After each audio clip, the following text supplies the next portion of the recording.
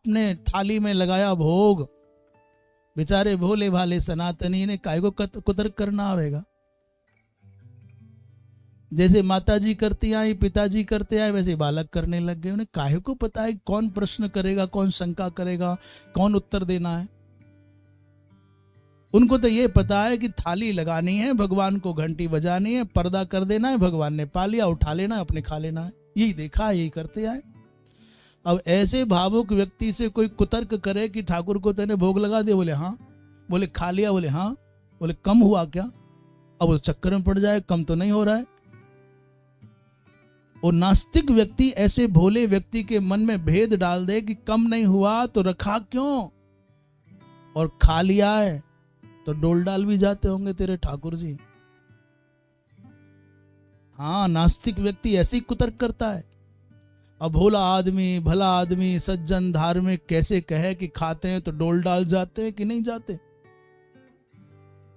और नहीं खाते तो फिर थाली सजा करके रखने का औचित्य क्या है? ये झंझट हो गया जान को।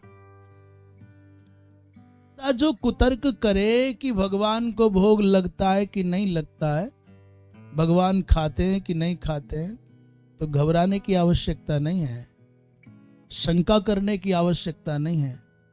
आप भी लौट करके उससे पूछो कि भाई साहब हम भी आपसे कुछ पूछ सकते हैं क्या? कहते हाँ पूछो।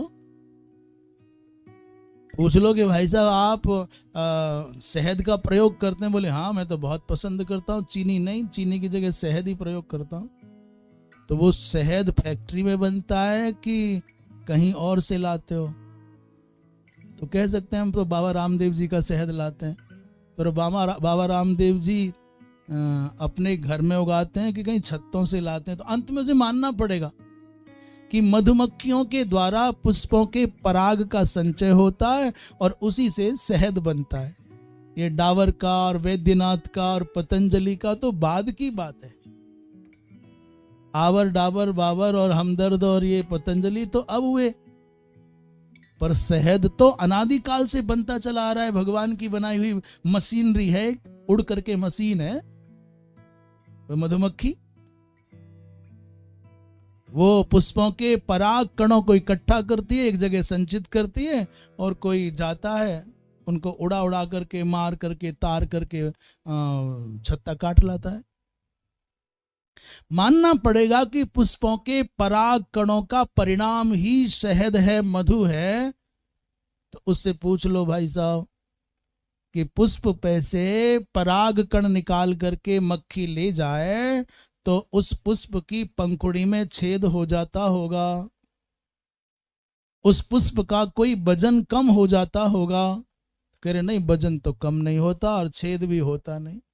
तो कह रहे बुद्धू, जब भगवान की बनाई हुई मक्खी पुष्प से कण निकाल ले जाए, पराग निकाल ले जाए और छिद्र होने ना दे, चोट लगने ना दे, वजन कम ना होने दे, और शहद इकट्ठा करके तुम्हारे भले के लिए लौटा देती है, तो जिस परमात्मा की छोटी सी मक्खी की इतनी कलाकारी है, क्या वो परमात्मा तुम्हारे द्वारा अर्पित किए गए पदार्थ में से भाव रूप में सार नहीं ले सकता? तुम कह रहे हो कम हो गया।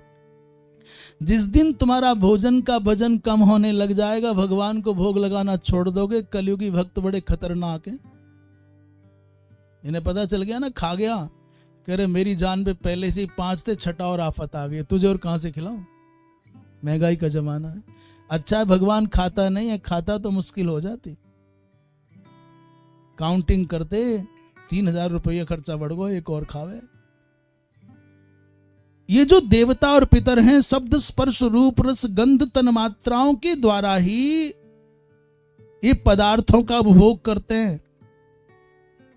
वो दूर रह करके तुम्हारी समग्र भावों को सुन सकते हैं, दूर रह करके की गई पूजा को अंगीकार कर सकते हैं, तुम्हारी स्तुति को स्वीकार कर सकते हैं। वो त्रिकालज्ञ होते हैं, सर्वज्ञ होते हैं, और सूक्ष्म शरीर से ही यत्र तत्र आवागमन करते हैं।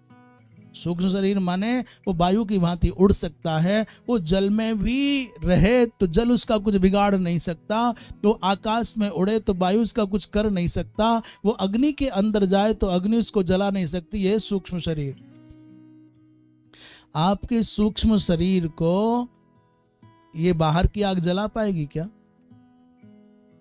आपके सूक्ष्म शरीर को पानी गला नहीं सकता, आग जला नहीं सकती, हवा सुखा नहीं सकता, और ये धरती उसको यानी पर्वत आदि को उसको शस्त्र आदि को उसको काट नहीं सकते। सूक्ष्म शरीर का इस बाह्य भौतिक प्रपंच के संसाधनों से कोई भी क्षति नहीं पहुंच सकती।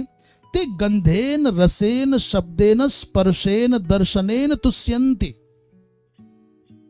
पितर और देवता आपके द्वारा अर्पित पदार्थ की गंध से, आपकी भावना से, आपकी स्तुति के शब्दों से प्रसन्न हो जाते हैं। उनको पदार्थ की आवश्यकता नहीं है। ये प्रश्न बहुत आवश्यक है तो उत्तर भी बहुत जरूरी है।